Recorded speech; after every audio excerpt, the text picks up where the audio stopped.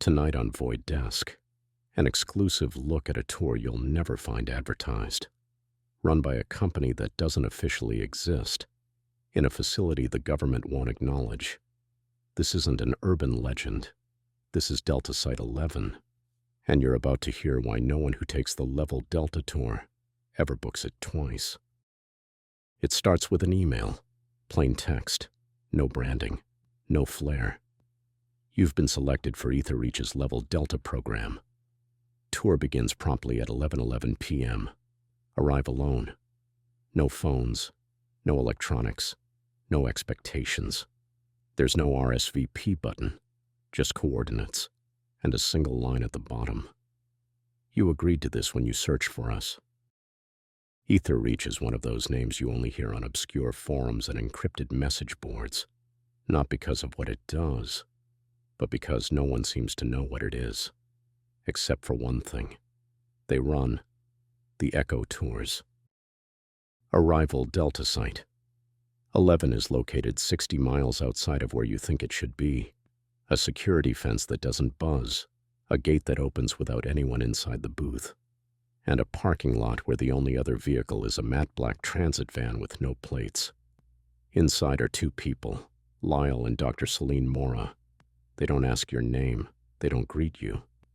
Lyle just says, "Hope you didn't eat anything heavy."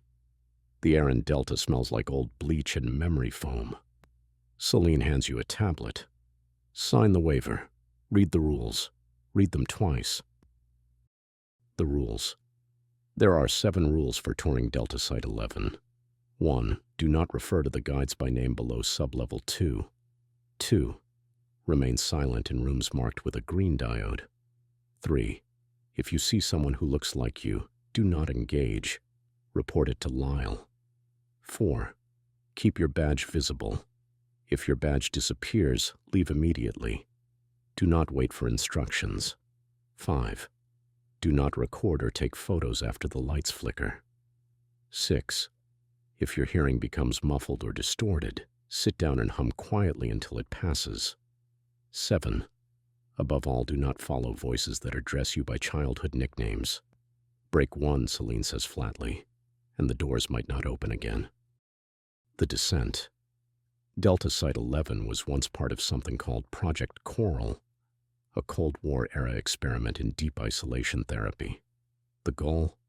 Induce temporary psychic abilities by depriving the brain of all sensory input for weeks at a time. Volunteers were locked away in soundproof darkness, pumped full of a compound known only as Resonant 9. Of the 43 test subjects, only 3 were ever discharged. None of them lasted more than 6 months before disappearing. EtherReach claims the project was shut down in 1983.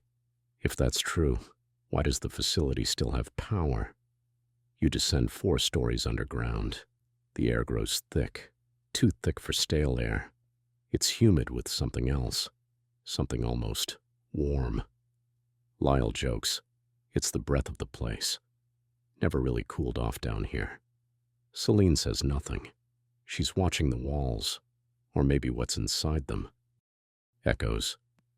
Delta Site 11 isn't haunted by ghosts. There are no apparitions, no rattling chains, no dripping blood. Instead, there are echoes. EtherReach calls them nonlinear memory artifacts, psychological residues left behind by trauma, embedded so deeply in the structure that they persist. Not playback, not projection, presence. They don't mimic the dead. They mimic you. You pass hallway 4B. At the end, you see yourself, standing perfectly still, watching. It tilts its head at the exact moment you do, then blinks. Out of sync. You follow Rule 3. Don't speak. Don't move. Report it to Lyle. He shrugs. At least it wasn't humming. Room 12. Every tour ends at Room 12. Celine calls it the Coral Convergence Chamber. Lyle just calls it the place with the mirror that's not a mirror. No door, just a frame. Inside, a surface like black mercury. The reflection doesn't match.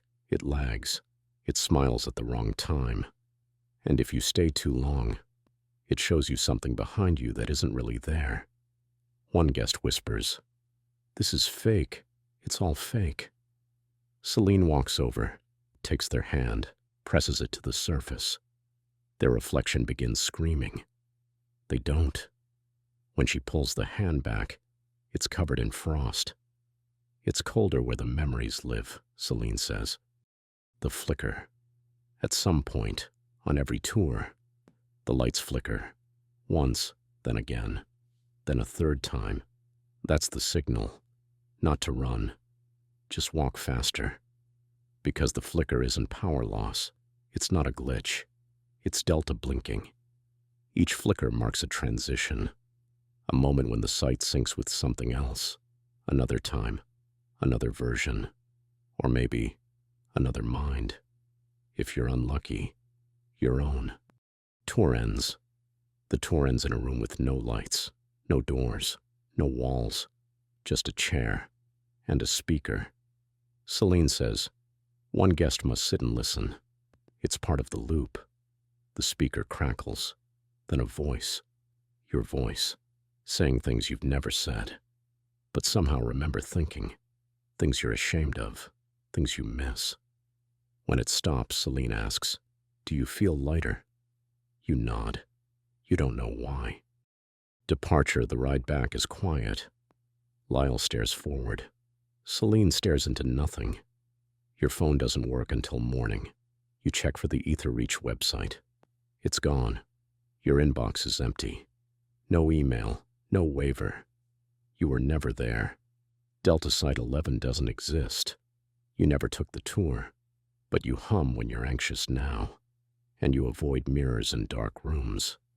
And someday, someone will whisper your childhood nickname behind you, and you'll turn around, even though you know you shouldn't.